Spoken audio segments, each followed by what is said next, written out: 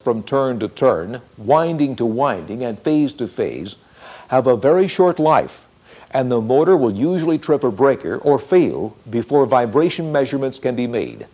Other stator problems, such as eccentricity, poor winding quality, and misaligned coils, affect the flux field and generate a pulse at 2 times line frequency. Amplitudes at this frequency should not exceed 0.1 inches per second in general use 50 to 1,000 horsepower motors. If the motor is used in a machining process, the amplitude at 2 times line frequency should be less than 0.025 inches per second. In the case of eccentricity, the vibration may be very directional. In static eccentricity, the flux is strongest where the rotor and stator are closest, and weakest where they are the greatest distance apart. During one rotation, the rotor passes through the strongest field and the weakest field, causing pulsing and therefore high vibration. For this reason, the peak at 2 times line frequency could be very directional. It would have the highest amplitude in the direction of the eccentricity and much lower in the direction where the air gap is equal on both sides of the rotor. To capture these problems in vibration data, 2 considerations are required.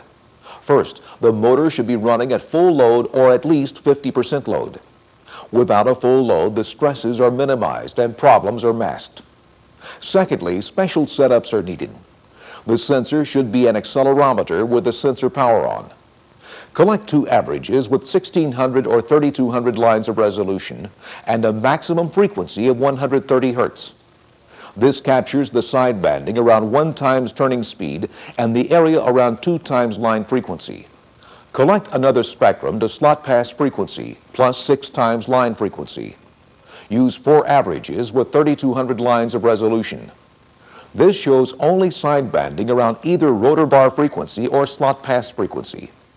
The amplitude in this frequency range should not exceed 0.06 inches per second. However, it is always best to trend this peak for any change. The amplitude can be stable at 0.1 inches per second, indicating it may not be degrading electrically, but the vibration is very real, accelerating mechanical failure. Keep in mind that the rotor bar pass and stator slot pass frequencies may be in the resonance range of handheld transducers, and therefore the amplitude will be magnified. Be sure to use the accelerometer and mounting technique that provide an accurate amplitude in this frequency range. After detecting the possible electrical problem in vibration data, follow up with current measurements to confirm the findings and determine the severity.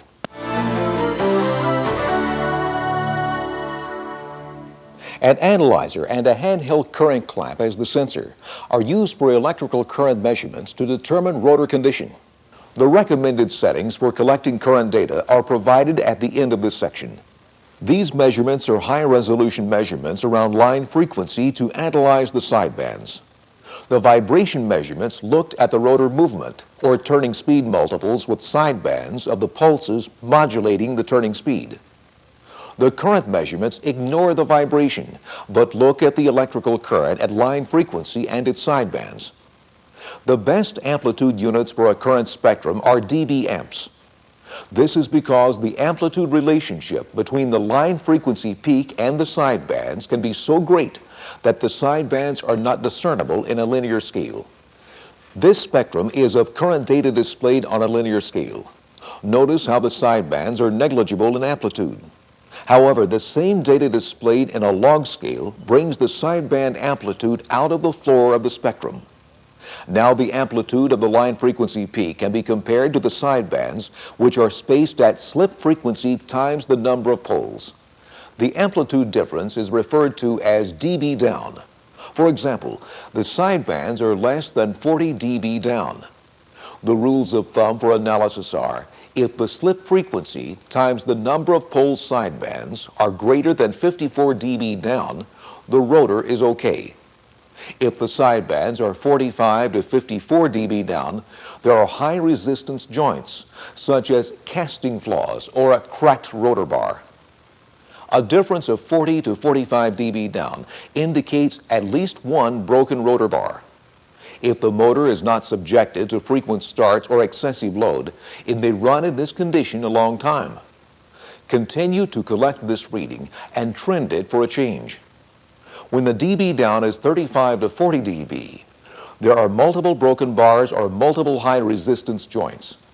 Plan on working on this motor soon. 30 to 35 dB down indicates there are several broken rotor bars or an end ring is broken. Schedule the replacement or it will schedule you. If the sidebands are less than 30 dB down, there are multiple problems in the rotor and it should be taken offline immediately and repaired. Remember that these current measurements detect the rotor condition and not the stator condition. A case history of a 1500 horsepower motor illustrates how current and vibration measurements work hand in hand to detect electrical problems. The motor is a two-pole motor with an actual turning speed of 3,558 RPM or 59.31 Hertz. This means the slip frequency is about 0.69 Hertz. The vibration at 1 times turning speed was higher than normal, so additional high-resolution data was collected. The frequency range was set to 400 Hertz with 3,200 lines of resolution. This resolution separated the sidebands from the turning speed peak. There are 5 discrete sidebands to each side of the turning speed peak. They are separated by 1.3 Hertz, which is 2 times the slip frequency. It shows up at 2 times slip frequency because it is a two-pole motor. The motor has 34 rotor bars, so high-resolution data was collected around rotor bar pass frequency. There are several peaks around 34 orders that are spaced 120 Hertz apart. These are sidebands spaced at 2 times line frequency. A rotor bar problem was suspected. To confirm the diagnosis, a current measurement was collected. The amplitude at line frequency is 60 amps, and the sideband amplitude is 26.6 amps. This makes a dB down of 33.4 amps. Based on our rules of thumb for the probability of broken rotor bars, there are probably several broken rotor bars. When the rotor was disassembled, the silver solder had melted out from 12 joints where the rotor bars join the end rings. Excessive heat had caused the joints to fail. This is common in motors that must be started frequently because the load and heat generated are greatest during startup. To maximize these current measurements in an RBM program, the current measurement should be used in a similar way that vibration measurements are used. That is, collect one reading when the unit is put into service to use as a reference. Then continue to collect vibration data and trend it for changes. When changes are detected in vibration data, collect another current spectrum and check for rotor bar problems. Since these current measurements require the presence of an electrician to open the cabinet, collecting them only when a problem is suspected saves time and money. Capitalizing on these current measurements requires special setup. The measurement point should be set up with a maximum frequency of only 80 Hertz, with 3,200 lines of resolution and 4 averages. With this high resolution, the data could take 1.5 to 2 minutes to collect. The collection time depends on the processing speed of the analyzer. The averaging mode is set to normal with a Henning window. The sensor type is a current transformer, and since it is supplying its own power, no power should be supplied to it from the analyzer. Remember, the current data collected to 80 Hertz is not used to detect stator problems, but is used to identify rotor-related defects. Another application for current measurements is checking the phase balance. All 3 phases of the power supply should be equal or balanced. If they are not equal, for example 60 amps, and 50 amps, it indicates either a problem in the line power or a problem in a phase winding of the motor. To make these measurements, use a similar setup as before, except with one change. Since we are only looking for a total current draw out to 80 Hertz and are not concerned with sidebands, the resolution can be set to 100 lines. This shortens the collection time, making these measurements quick. All other settings are the same as used for the current analysis measurement. If you have made one high-resolution measurement on a phase leg, another low-resolution spectrum is not required for that leg. For safety, we recommend that current measurements be made at the CT or current transformer rather than the actual phase line. Never exceed the safe voltage limits for the current clamp, which is usually rated at 600 volts.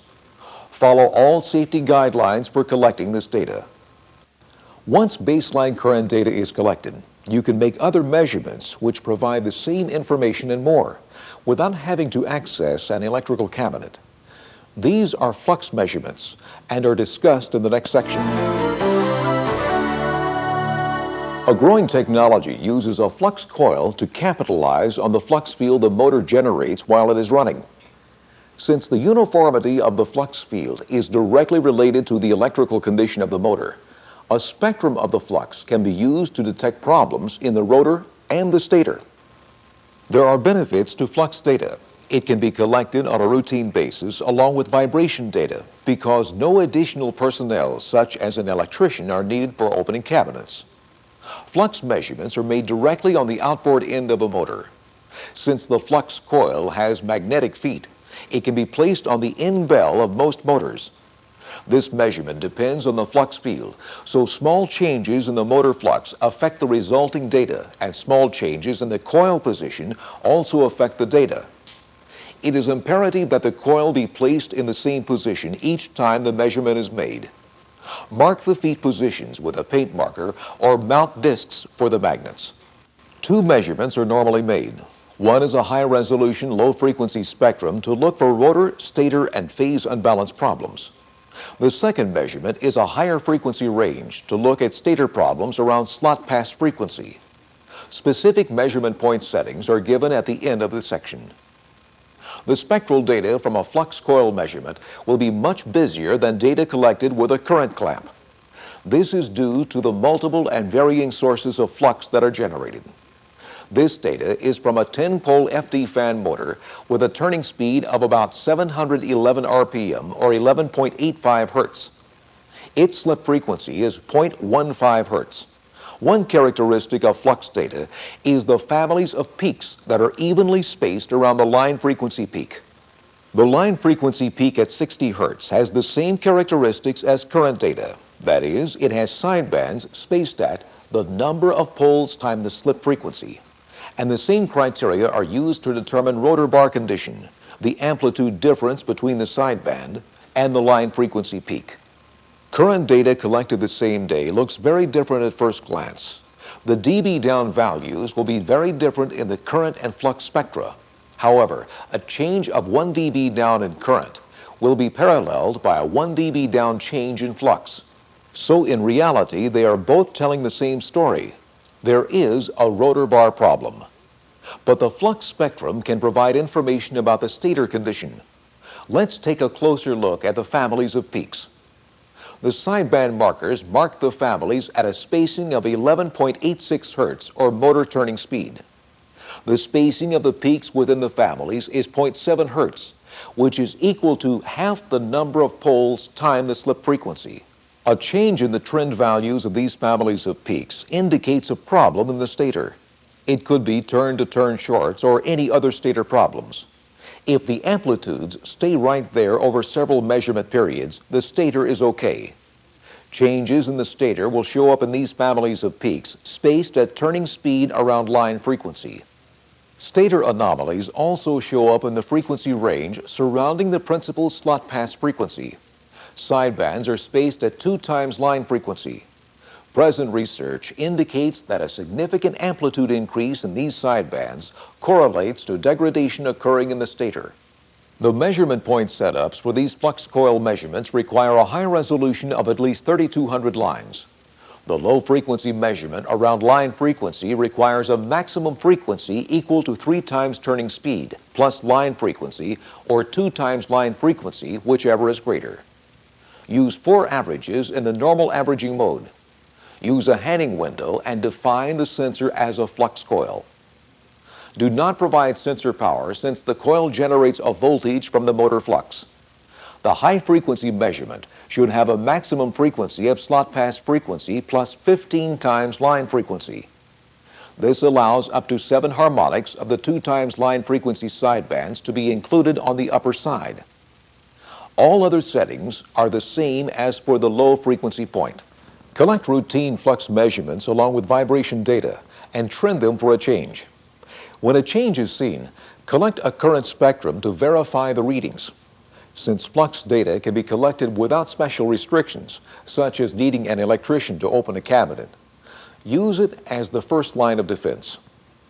These measurements can be analyzed one by one, or the analysis can be performed by a computer software program, such as CSI's MotorView 2, which automatically scans the data for families of peaks, individual peaks, and sidebands, as well as the loads on the motor. The software performs the analysis calculations and generates a report estimating the rotor and stator condition along with recommended actions. Heat is an enemy of electric motors, damaging the insulation and the bearings. Routine temperature measurements at 7 precise locations can help you spot overheating and detect motor problems before they do serious damage. Many conditions can cause overheating, such as restricted ventilation, single phasing, high ambient temperatures, excessive duty cycles, power supply variations, bearing seizure, and misalignment. Temperature measurements should be acquired when the motor is in a steady state condition. CSI recommends 7 locations for these measurements. 3 are surface or skin temperatures, plus 1 on each bearing, 1 at the center of the termination box, and 1 at the hottest spot on the coupling. Since we are looking for indications of electrical and mechanical failure with these measurements, the temperatures must be normalized, removing the effects of ambient temperature and load. An equation used to calculate the normalized temperature subtracts ambient temperature from the measured temperature and divides it by the percent load the motor is running. This number is then multiplied by 100 to yield the normalized temperature. Ambient air temperature is measured on the inboard foot of the motor, and the load is the percent of full load at the time the measurement is made. This trend plot shows the relationship between the motor speed and load and the effect of ambient temperatures. Notice how load and speed are exactly opposite. When the temperature measurements are normalized and trended over time, potential problems can be found and corrected. This trend plot covers 5 readings over 4 months. The temperature climbed steadily from May through July. After the July measurements were collected, the motor was inspected for airflow. It was found to be restricted due to buildup and was cleaned. The August measurements show the improvements in running temperatures and point to the benefit of tracking these measurements. These temperature measurements provide a quick method for determining excessive heat and can be used to detect and remove the leading cause of motor failure, excessive heat. The measurements can be normalized automatically when used in conjunction with MotorView 2 software, which also performs the analysis and generates a report for recommended action, saving you time and money.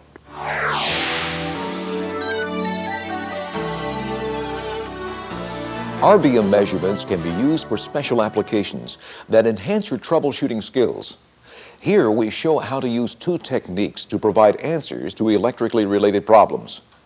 The first technique uses vibration measurements, and another uses current measurements. This case history involves a 2-pole 60 horsepower motor driving a pump.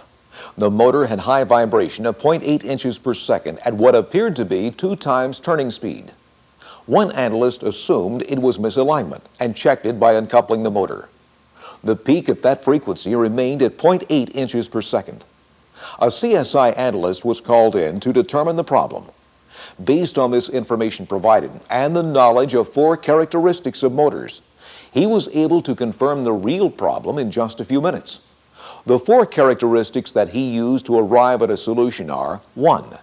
Since the peak did not move in frequency after the motor was uncoupled, it probably was not speed related. 2. The previous data had a resolution of about 1 hertz and therefore could not differentiate the 2 times peak from 2 times line frequency. 3. Stator problems are indicated by a peak at 2 times line frequency. And 4, since the stator is flexible and is tied to the housing, it could be distorted, generating a peak at 2 times line frequency. The analyst collected a high-resolution spectrum and found that the running speed was 59.92 hertz, and the problem peak was exactly 120 hertz, or 2 times line frequency, not 2 times turning speed. Therefore, it is definitely an electrical problem in the motor. But before sending it to the shop, another check should be made to verify the cause. Using the same high-resolution settings, the analyzer was put in the monitoring mode to monitor the peak. Then 1 foot on the motor was loosened a half a turn. The peak dropped to 0.08 inches a second. When the base plate was checked, it was 90 thousandths out. This so-called electrical problem was essentially a soft foot problem that twisted the stator, causing the 2 times line frequency peak. A soft foot problem is very common in motors up to 250 horsepower. It occurs in larger motors, but the stiffness of larger motors minimizes this occurrence. Because the analyst knew how to check for this, he saved the company the cost of a motor rebuild. A current measurement can be used to capture the current inrush during startup. This waveform data provides the starting current amperage, the amount of time the current was drawn, and the amount of time until operating speed was reached. Place the current clamp on the line lead or at the switchgear CT. The setup for this measurement uses a maximum frequency of 200 Hertz with 400 lines of resolution. Only one average is used. The averaging mode is normal, and the full-scale range is set to 5 times full load amps. The window is hanging, and the sensor is the current transformer. Trigger is set to pre-trigger of 35% and a trigger level of 5. The waveform display units will be in RMS amps. Accept these settings and begin collecting data. When the analyzer displays a no trigger message, start the